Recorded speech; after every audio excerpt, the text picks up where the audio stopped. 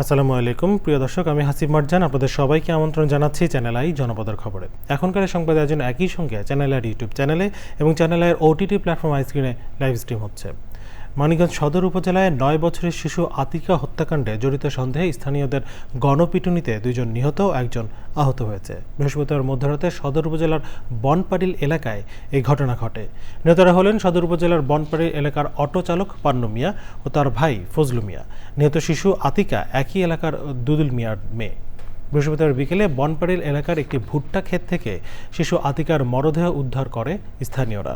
Police জানিয়েছে, বৃহস্পতিবার বিকেলে শিশু আতিকা নিখোঁজ হয়।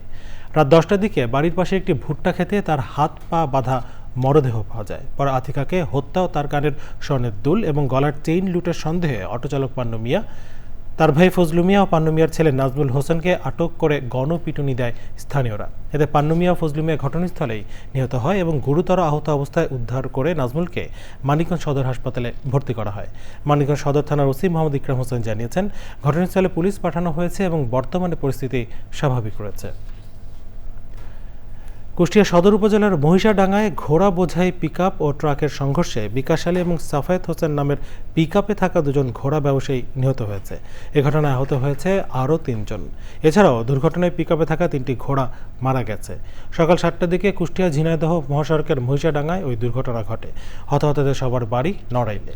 কুষ্টিয়া হাইওয়ে থানার ওসি জানান, পাবনা থেকে 5টি ঘোড়া কিনে 5 জন ব্যবসায়ী খুব সকালে পিকআপে করে নড়াইল যাওয়ার পথে কুষ্টিয়া ঝিনাইদহ মহাসড়কের মহিষাডাঙ্গা বাজারে দাঁড়িয়ে থাকা একটি ট্রাকের পিছনে সজোরে ধাক্কা দেয়। সে সময় পিকআপে থাকা ঘোড়ার 5 ব্যবসায়ী গুরুতর আহত হয়। তাদেরকে উদ্ধার করে কুষ্টিয়া 250 শয্যার জেনারেল হাসপাতালে নিলে সেখানকার কর্তব্যরত চিকিৎসক আহত বিকাশ এবং সাফায়েতকে মৃত বলে ঘোষণা করেন। এ ঘটনায় আহত আরও 3 ব্যবসায়ী হাসপাতালে চিকিৎসাধীন রয়েছে। এবারে প্রধানদের পাঠানো তথ্য ভিডিওচিত্রে আল মুকসিদের রিপোর্ট। নোয়াখালীর হাতিয়ার নিঝুম দ্বীপ ইউনিয়ন বিএনপির সাবেক সভাপতির বিরুদ্ধে অনলাইন ও সামাজিক যোগাযোগ মাধ্যমে অপপ্রচারের বিরুদ্ধে সংবাদ সম্মেলন করেছে বিএনপির স্থানীয় নেতারা। সংবাদ সম্মেলনে বক্তৃতা করেন ইউনিয়ন বিএনপির সাবেক সভাপতি মোহাম্মদ ইব্রাহিম ও অন্যান্যরা। বরিশাল অঞ্চলে ড্রাফট হাইওয়ে মাস্টার প্ল্যান 2040-এর ওপর অংশীজন সভা হয়েছে। এতে অংশগ্রহণকারীরা বরিশাল ফরিদপুর ও বরিশাল পায়রা বন্দর কুয়াকাটা মহাসড়কটি 6 লেনে উন্নীতকরণ প্রকল্পের কাজ শুরু করার দাবি জানান। ঝালকাঠির পৌর শ্মশানঘাট এলাকায় অগ্নিকাণ্ডে ক্ষতিগ্রস্তদের হিউম্যান অ্যাকর্ড ডেভেলপমেন্ট সোসাইটির সহযোগিতায় খাদ্য সামগ্রী বিতরণ করা হয়েছে। সরকারি সেবা সহজলভ্যতা ও যুববান্ধব বাজেট বাস্তবায়নে চট্টগ্রামে ব্রাইট বাংলাদেশ ফোরামের উদ্যোগে অধিপরামর্শ সভা হয়েছে। প্রধান অতিথি ছিলেন চট্টগ্রাম সিটি কর্পোরেশনের প্রধান নির্বাহী আশরাফুল আমিন। মাদারীপুর সদর উপজেলার ঝাউদি ইউনিয়নের ব্রিজ নির্মাণের দাবিতে মানববন্ধন করেছে স্থানীয় এলাকাবাসী। মেহেরপুরে হজ কাফেলা ও হজযাত্রীদের প্রশিক্ষণ কার্যক্রম শুরু হয়েছে। মেহেরপুর জেলা স্বাস্থ্য বিভাগের উদ্যোগে হাম রুবেলা ক্যাম্পেইন উপলক্ষে অবহিতকরণ ও কর্মপরিকল্পনা সভা হয়েছে।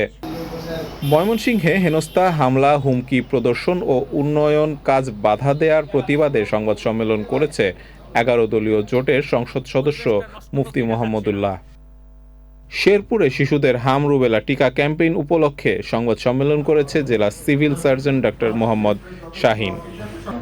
ঠাকুরগাঁওয়ে হাম রুবেলা টিকা ক্যাম্পেইন উপলক্ষে সংবাদ সম্মেলন করেছেন civil surgeon doctor Anisur Rahman. Al Muksid, channel I. চ্যানেলে জনপদের খবরে আজকের আয়োজন এ পর্যন্তই। পরবর্তী কৃষি সংবাদ দেখার আমন্ত্রণ জেনে এখানেই শেষ করছি। ধন্যবাদ সবাইকে।